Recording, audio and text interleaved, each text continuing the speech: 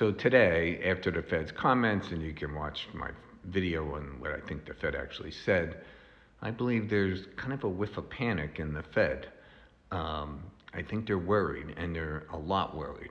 The inflation rate is still way too high.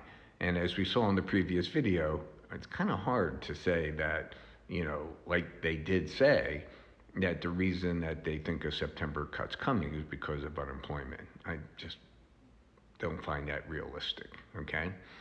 So how does the market correction, crash, or whatever come about? Well, normally it attacks the short end, okay?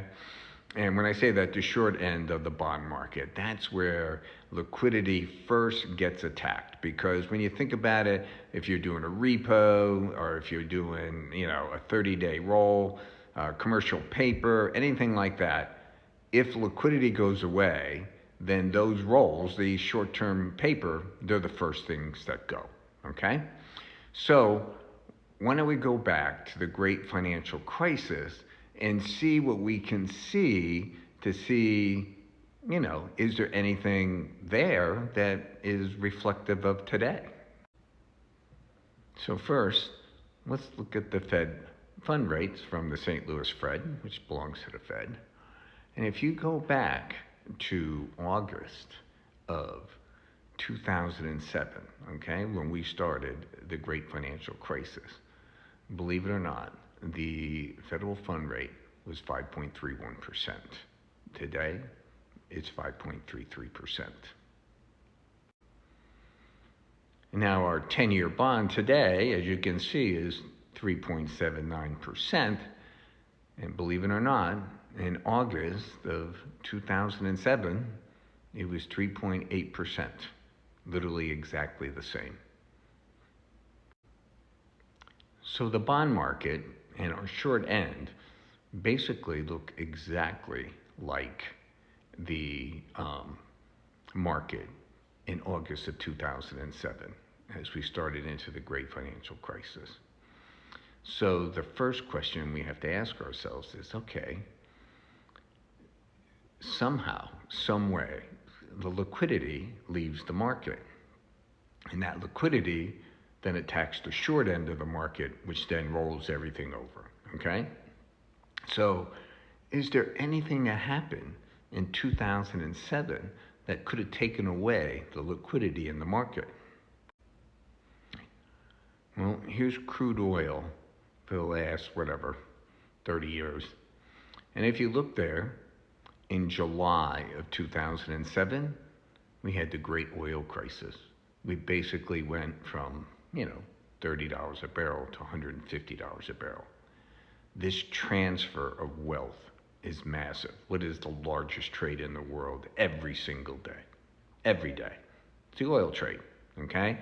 So with all the millions of barrels every day, like I think it's 18 million or 22 million barrels a day that we use, you multiply that times another $100 per day, and we were transferring the wealth of the Western world into the OPEC.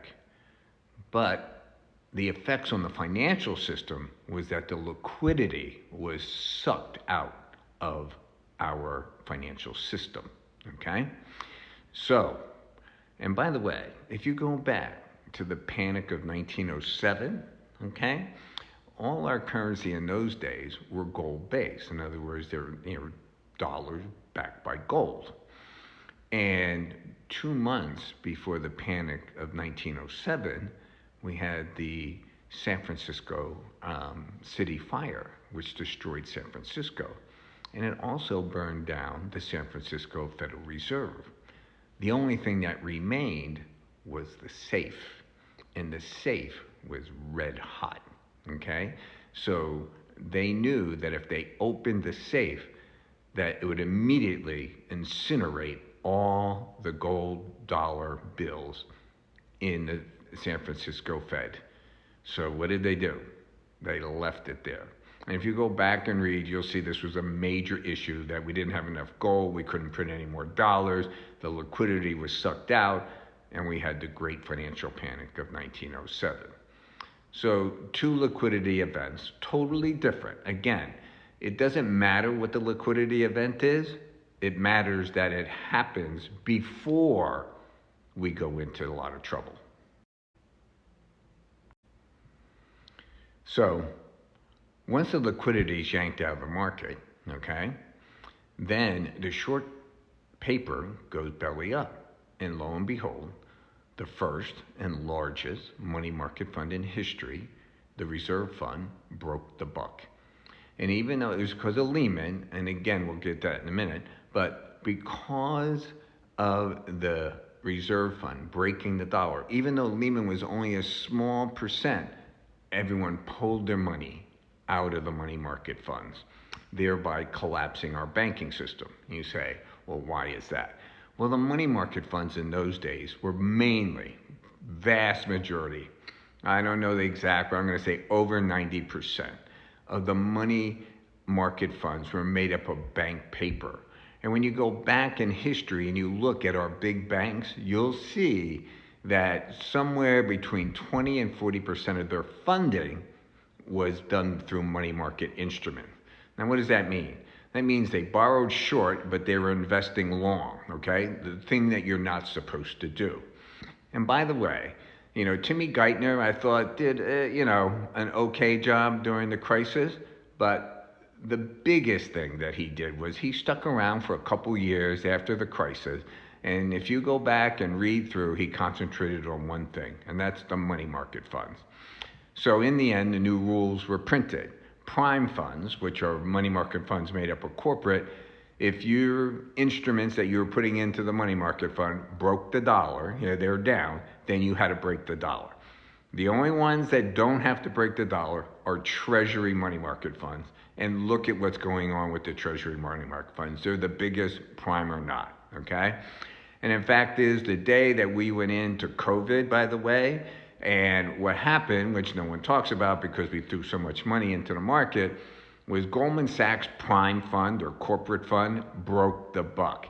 And Goldman couldn't cover the debts, all right, of their money market funds without driving themselves into bankruptcy. So what happened? We bailed them out, okay?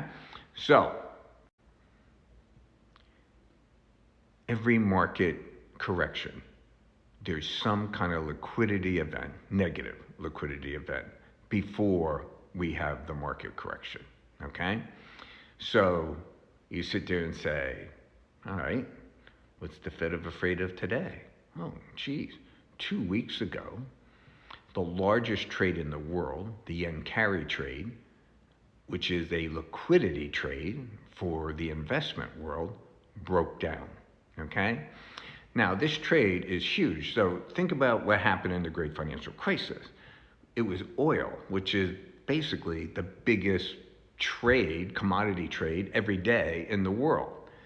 And yet the biggest liquidity trade is the yen carry trade, which, by the way, is probably the biggest trade in history, okay? Now, they're saying that we fixed it all in that 4 hours on that Friday. I'm not so sure of that. But even if they did, which I don't think they did, and their actions have proved it. Look at what the BOJ said the other day, that the global markets are totally unstable. And then you look at the Fed's action, it's almost like they're setting us up that they're going to reduce the interest rates, but it may be because they see that the liquidity of the market now is highly compromised. Do we know this? No, we don't. What we're doing is what I watch, and you can watch whatever you want. What I watch is there some kind of liquidity event? What money is invested in that liquidity event? And can that money invested in the liquidity event drive down the stock market? I don't know. What do you think? Like and follow and tell me if this could happen to us again. Thank you very much.